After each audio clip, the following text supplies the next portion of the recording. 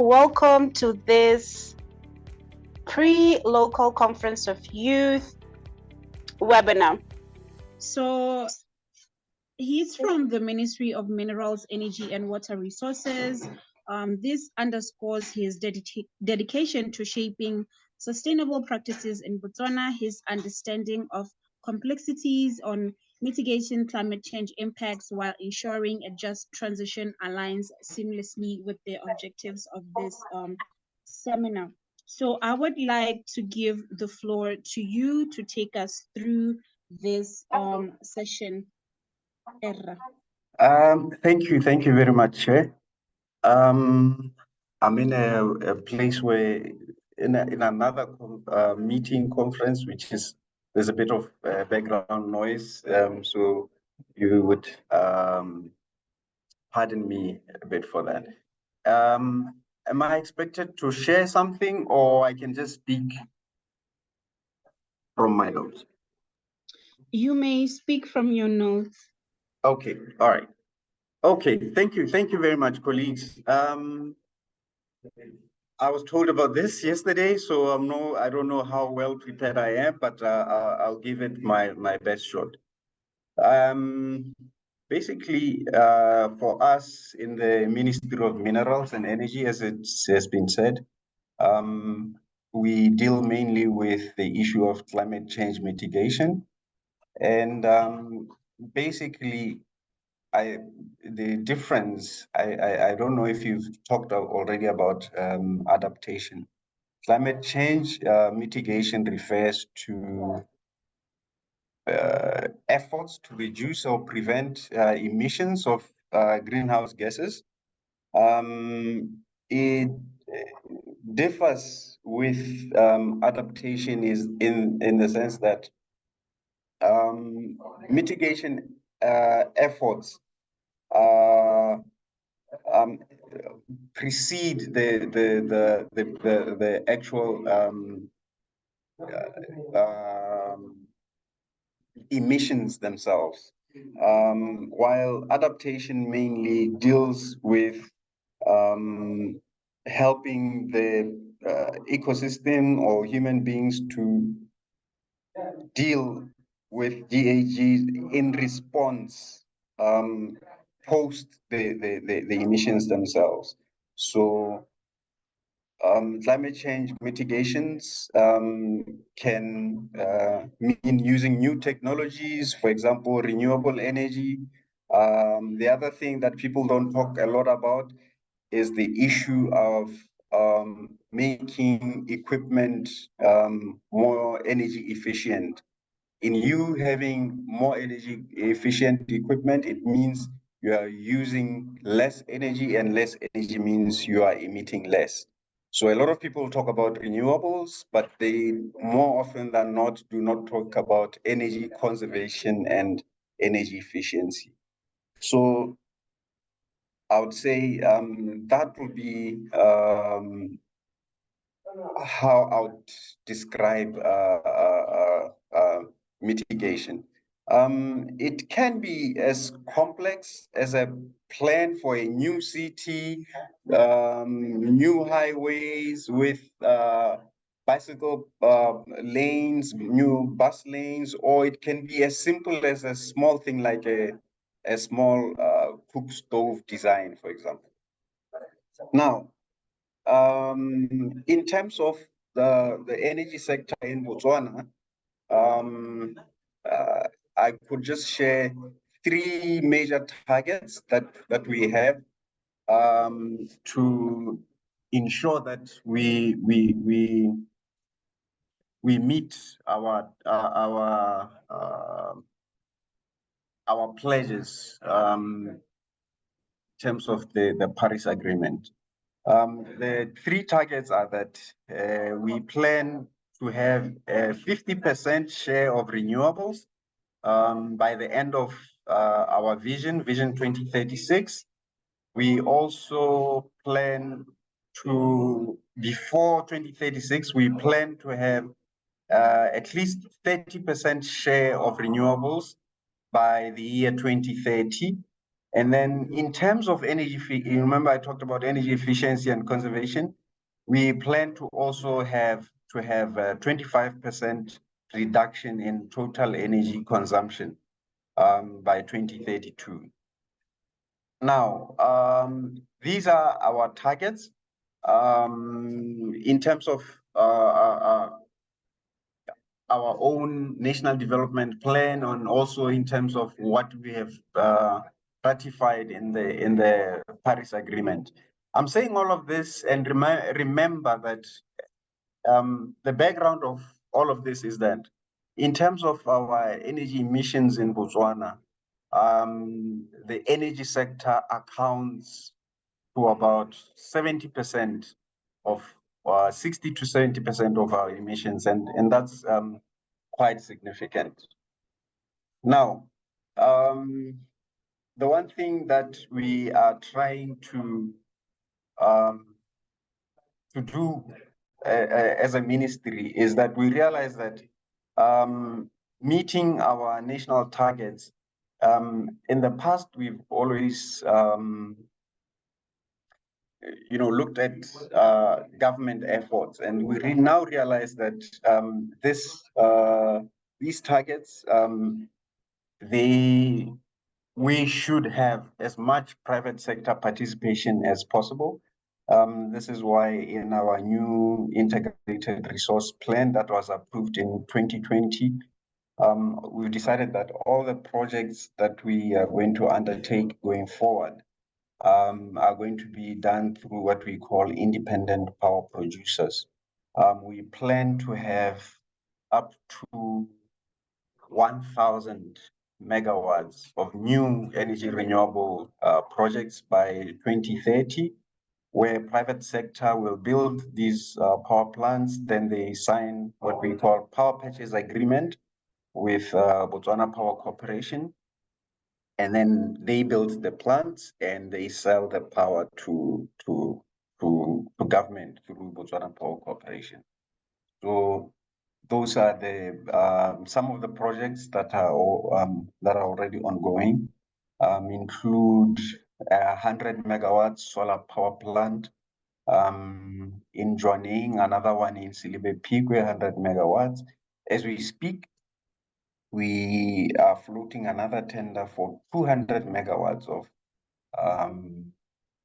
what we call CSP, or concentrated solar plants. And we have other smaller ones, about 12 of them.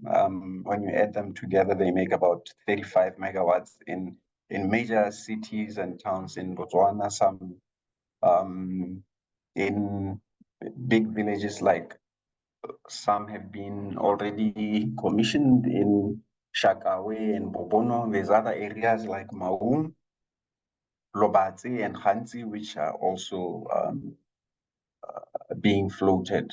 The tenders are being floated. Now, in terms of assistance that we have received through these climate change negotiations and financial support from international development partners, we have some assistance. We've had some assistance from the likes of World Bank. We've had assistance from the likes of International Atomic Energy Agency and the African Development Bank. So I think hello.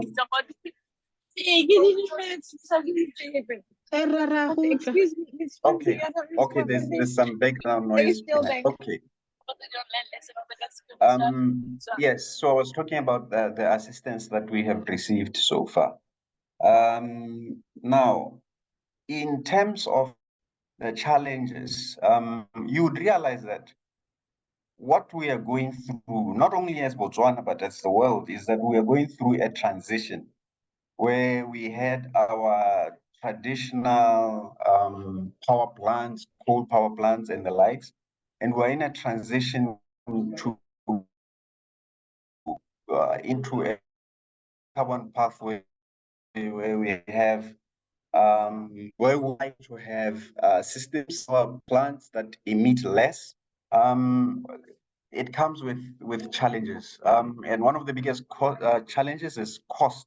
You realize, well, although the renewables, the cost of renewables is going down, it is going down, but not to the level where we can implement them at the level that we would want. For example, there's something in the power sector that we call base load power.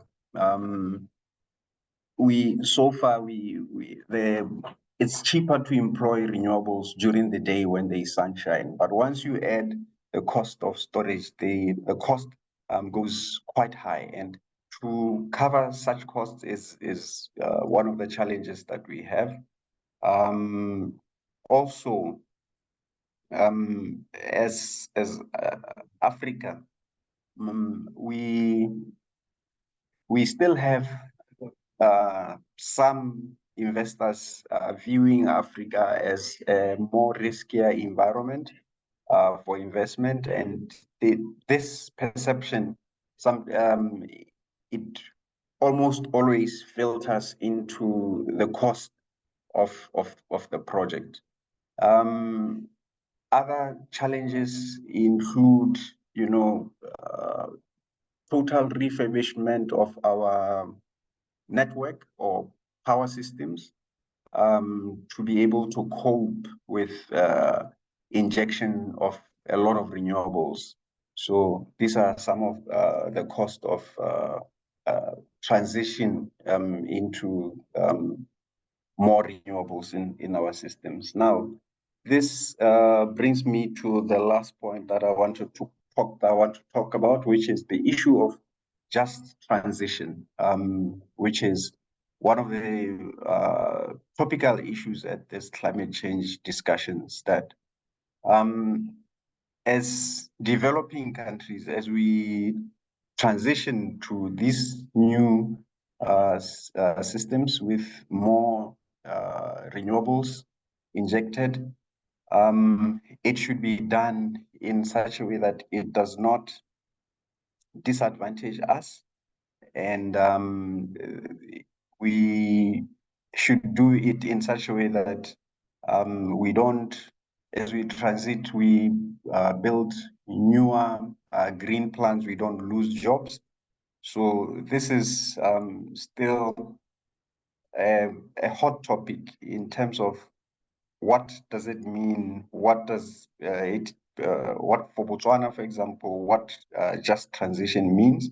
You'll find that the conditions that we have here would differ from probably another country. So it's important for us to really thrash the issues to see how this transition will disadvantage us and close the gap by requesting for assistance to close that gap.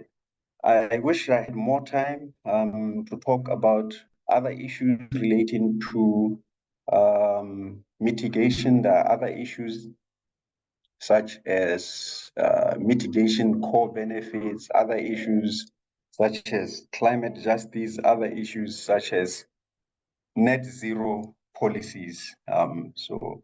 But for now, I think I would like to stop there and take any comments or questions that the floor may have. Thank you very much. Thank you so much for that presentation.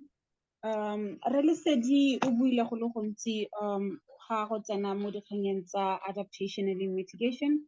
So basically o na tlaleletsa mo go senne se buiwa ke Rre Tlhalerwa on the previous session about adaptation to climate change. But a reoccurring theme e re bonang, and I hope gore la e lemoga ke ya gore action must be localized. National circumstances should be taken into account. The way we adapt to climate change or the mitigation efforts that we have will differ from region to region. So the participants who are here, ne ke rata go le bolella gore all of these topics di tla be di discussiwa more in length at the main conference of youth, which is going to be happening on the 4th and 5th of October 2023. So dintlha tse dingwe tse re lesedi a buileng ka tsone le fa re sa di bua ra di tlhalosa ra bua ka tsone mo motsotsong mo nakong e re tla bua thata ka tsone in length at the main conference. So, Relesedi, there were some questions at the previous sessions tse leng gore they were more suited for this particular topic.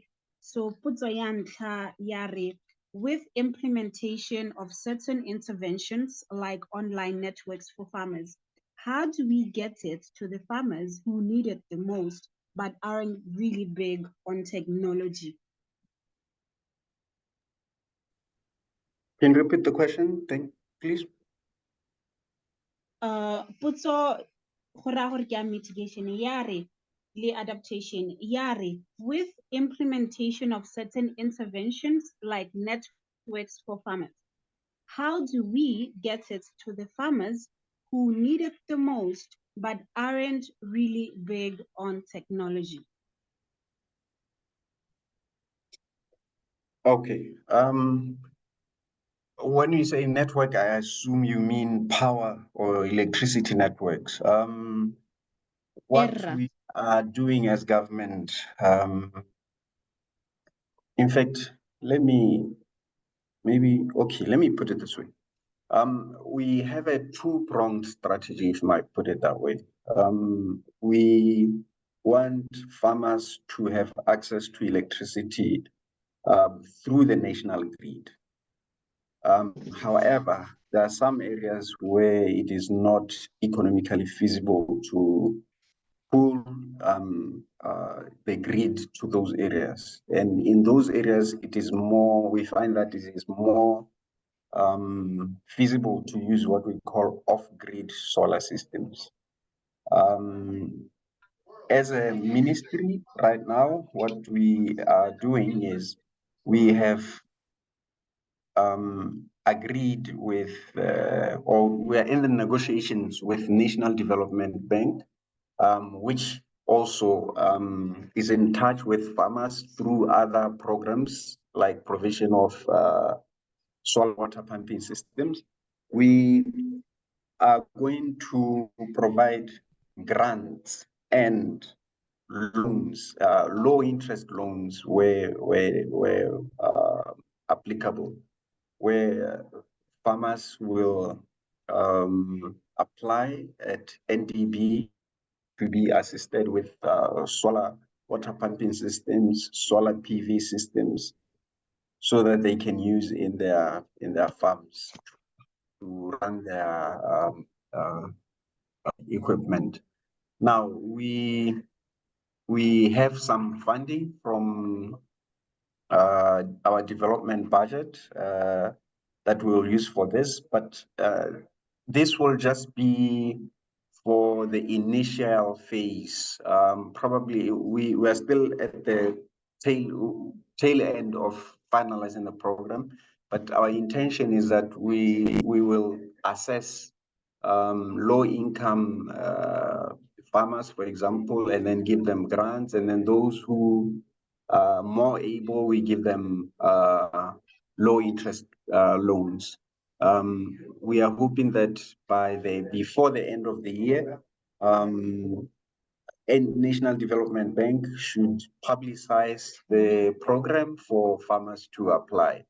In addition to that, there are other programs like the biogas program, where we are also supporting farmers in terms of clean cooking and space heating using cow dung. So these are some of the programs that we target people who are off-grid, for them to have access to modern energy services. So if people want to have access to these programs, they can contact us at the ministry to get more information on how they can access these programs. Thank you. Erra, thank you, Relisedi. There is one more question before we let you leave. Yari, Botswana is a developing country, and nonetheless, it has much resources like coal. So, what is the UNF their resources in order to develop their countries? How are they meeting halfway such countries? Care to address that question? Can you repeat again? The network was good when you started the question. Erra. Yari, Botswana is a developing country, and nonetheless, it has so much resources like coal, which help with the development. So, what is the UNFCCC saying about developing countries using their resources in order to develop their countries? How are they meeting halfway such countries? It's a question from the floor. Thank you for the question. This is a very tricky one. At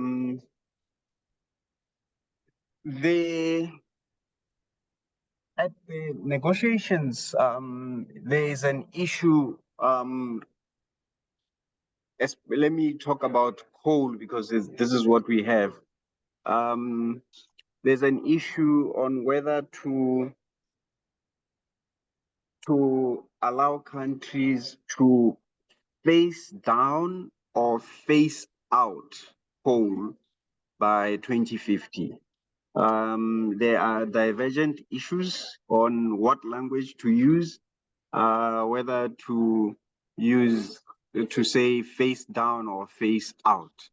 Now, as a country, like the person who was asking the question was saying, we do have resources that are locally available, such as coal that we have at our disposable, that we have in our hands that we can use. But at the same time, we have our nationally determined contribution that through which we have pledged to say this is how much renewables we are going to inject into our power system. Now, if you ask me personally, my position is that we as a country should adhere to the promises that we made. But adhering to the promises does not say that we cannot use the resources that we have. Remember, a lot of countries, NDC says that they are willing to put in more renewables provided they get support from developed countries. And this is the position that we have, even as the African group of negotiators, that the principle of common but differentiated responsibilities, the so-called CBDR, we should stick to it, that we are common, but we should be differentiated according to our national circumstances. There are those countries that will have the resources to inject renewables, especially developed countries. But in terms of us developing countries, they should always be this position that we can do so much with our resources, but to go even further, we will need more support. That is to say, conditional pledges. So where we are, like I initially started my presentation, I said we have pleaded, we have pledged to say we will have 30% contribution by renewables by 2030 and 50% by 2036. And I would say we are punching above our weight already by putting such, those are very ambitious pledges that we have made. But if any party or any country would like to see us do more, our country is open to receiving more support to get to have even more higher targets. But what is important for now is to achieve what we said, what we pledged in our when we ratified the Paris Agreement. I don't know if I've answered, but maybe I can get a reaction from that. We arabile, but because this was more of introductory or a preparation webinar for what is going to be happening at the main conference. The idea is to get people to at least have a background knowledge about these topics and get an appreciation of these discussions, so that when we're at the main conference, our dialogue is going to be, you know, more enhanced. But before you go, I know that you're really busy right now. Ke kopa this question from guys, financial boost. What role have international collaboration played in Botswana's mitigation and transition strategies? They go on to say, also, I heard you talking of grants and loans given to farmers. I am interested in knowing what the ministry is doing to also foster innovation and research in the field of climate mitigation and transition. So, and then Okay, no, thank you very much. Maybe I start with the last one first. In terms of, I think there was a question relating to research and development. As we speak, the ministry is planning, after a very successful project on biofuels, we are planning an international conference, probably in the next 2 to 3 months, where we will be sharing results of the research and development that we have been doing relating to biofuels. Biofuels, what I'm talking about is where we are using resources such as beef tallow from BMC, Mahurai Klengasala, BMC, or things like used cooking oil to produce what we call biofuels. So this is the research is done as we speak. There are some vehicles even at University of Botswana that were bought that are currently operating using this biofuel. It's actually a mixture of diesel and biofuel. So we are going to be launching a conference. We are going to be launching this results of our research at this conference, where private sector or people who are interested in commercializing some of these things may get more information on how they can move forward. That is an example of a research project where we were looking at trees in Botswana which have potential to produce this biofuel, and results of this research will be made publicly available. Now, there was another question on how has our international development partners assisted us. They have assisted us a lot. Normally, this type of assistance is I'll put it in twofold. The first one is capacity building, where we capacitate ourselves to be able to appreciate the issues better, to help us to do what is things like energy planning. If I give you an example, to develop strategies for renewable energy and energy efficiency, we got help from the World Bank to develop these strategies. There's other projects that are ongoing. I talked about the renewable energy projects that are going to add about 1,000 megawatts by 2030. We are having assistance in terms of negotiating contracts. These renewable energy projects, the contracts they're not the usual contracts that we are used to in the energy sector. So we do get capacity building in terms of negotiating contracts with independent power producers. And without the likes of African Development Bank and World Bank, we will not be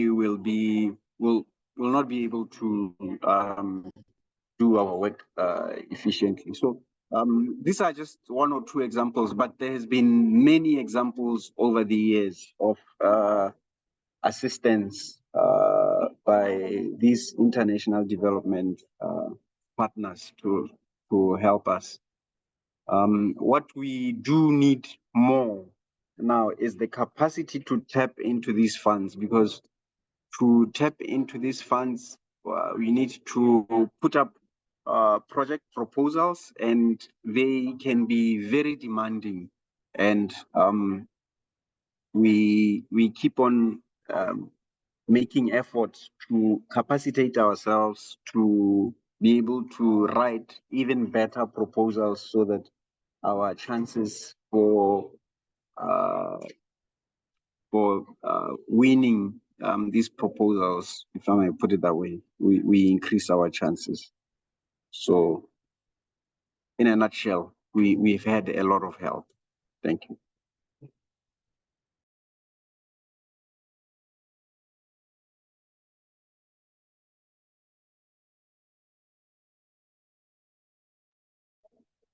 Are we still together?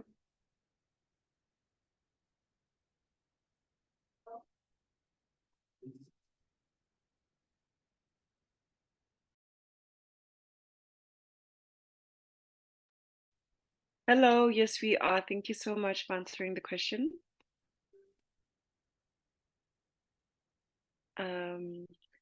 Let's just give it a minute to allow we to come back to us. But thank you so much for your presentation.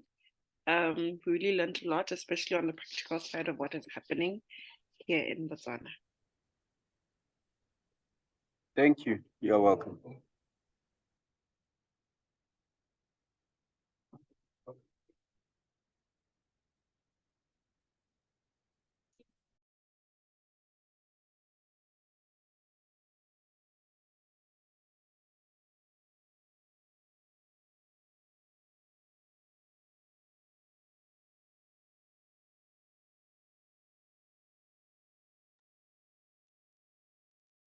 Hello, Chair. Hello? Yes, we are here. Unfortunately, I can't see the hand on my laptop. That's why it's like I'm interjecting. But I just wanted to ask the really said, you talked about these independent power producers. Most of them, where are they from? Are they talk about the local investors, or talk about or foreign investors? If they are local investors, normally where do they get the capital to invest? Thank you, Rethalero. Yes, that is a very good question. It's something that we have pondered on for a long time. And when we do float these tenders through Botswana Power Corporation, they have added a requirement in some of them that they should be local partners.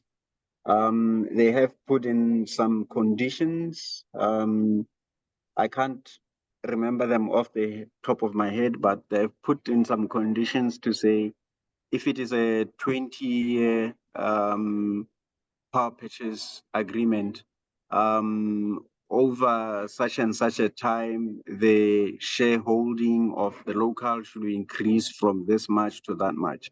And that is for the much bigger, more complex projects. But for the other smaller ones, I think up to around about 5 megawatts, we have been very clear that those are reserved for the local companies. They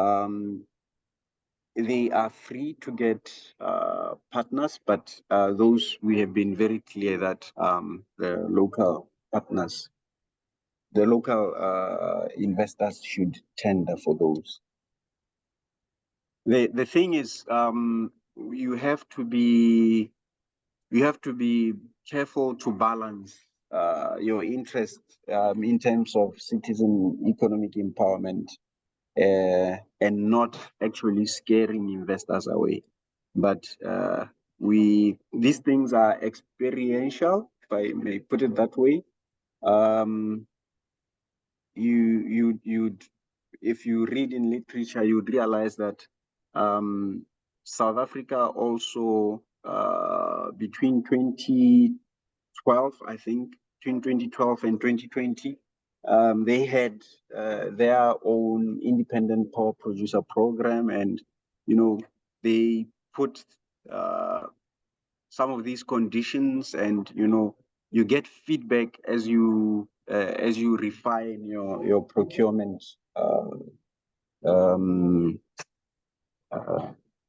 the way you've structured your procurement. So in a nutshell, yes, we have included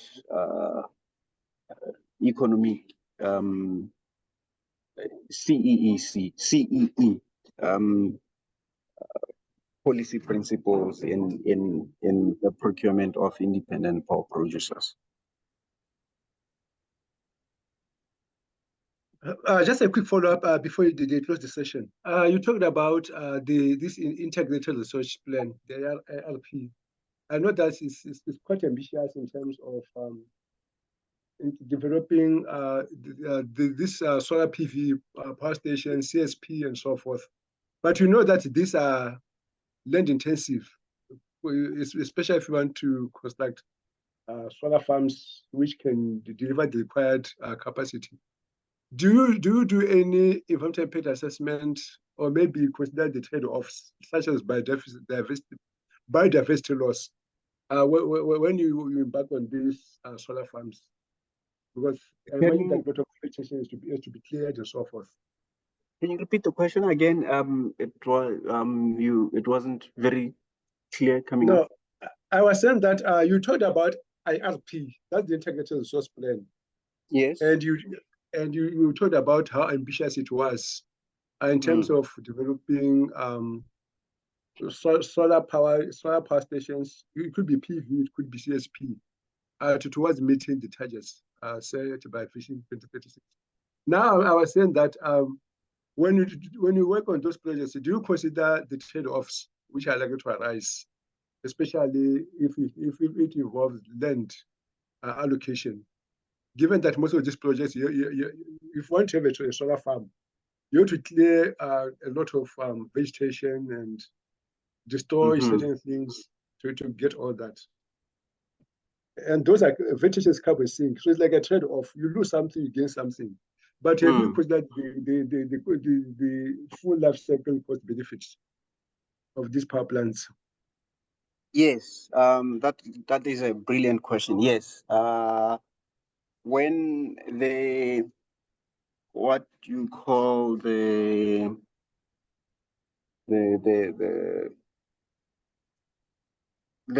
companies that tender to come and install these power plants,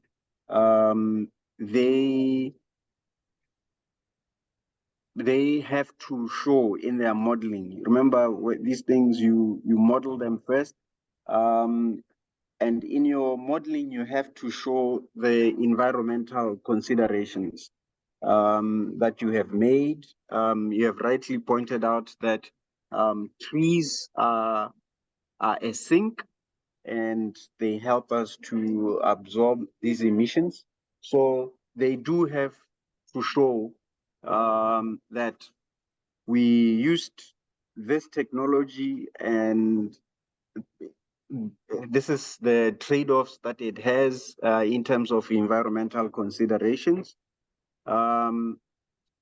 We are also working very closely with the Department of Environmental Affairs, who decide in terms of the assessment, the assessment that has to be done before the project is approved. And lately, we are having a project which is being spearheaded by the Department of Environmental Affairs, where they are looking at incorporating climate change principles into the environmental impact assessment considerations or act. So yes, this is a very important aspect or consideration that we have been looking at, and we keep refining the way we're doing it. Like I'm just sharing now that Department of Environmental Affairs has received technical assistance to come up with this project where we are incorporating climate change in their processes. So yes, that is something that we look at. In some, you realize that in some, there was a time when I was at Botswana Energy Regulator. Hello? Hello. Yes? I'm so sorry. Thank you so much, Lesedi, for the feedback. I would like to maybe have someone else from the floor participate in the Q&A, so it doesn't become too dialogue-y, if that's okay. Okay. But we will definitely maybe connect you guys so you can have a conversation there, because it seems like you have quite a lot to discuss. I see there's a hand up from Tutoma Sole. Are you able to unmute and ask your question? Okay, hello. Awesome. Hi, we can Am hear I you. Go audible? ahead. Yes. Okay, thank you. This is a question to Relesedi. So you piqued my interest the most when you're talking about biofuel and the research center in UB. But my question it revolves around the application of mitigation and transitioning to agriculture. That is there an office or an organization that could provide with necessary information regarding how kitchen waste can be transitioned into poultry feed through worm breeding? Thank you. That is my question. Is it clear? I I had the question. I'm not sure if I have the answer for that. I don't know if it's an energy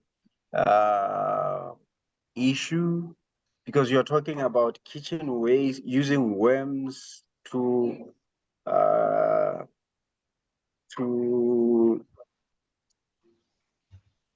improve in the the diet. production of feed for chickens. Is that what you're saying?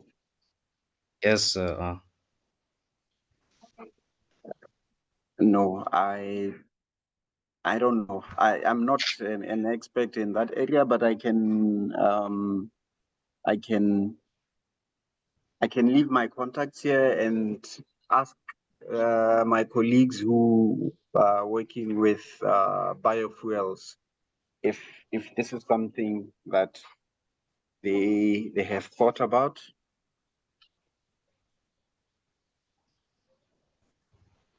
okay. Thank you. I guess I'll get your contact. Okay. Era, thank you really for nako ya gago le go araba dipotso. I would like to reassure the participants ba ba leng fa gore although re na le dipotso tse dintsi tse dingwe ga di a kgona go arabiwa, in the interest of time re tshwanetse go tswelela pele e sale re le fa since 9 a.m. Re tshwanetse go fetsa ka nako ya 12 midday. So dipotso tsotlhe re di kwadile, re di beile sentle. Di tla addressiwa mo outputting ya this webinar, and all the other slides later on they will be sent to you. Re lebogile. Thank you very much. Thank you for the opportunity. Thank you for the questions.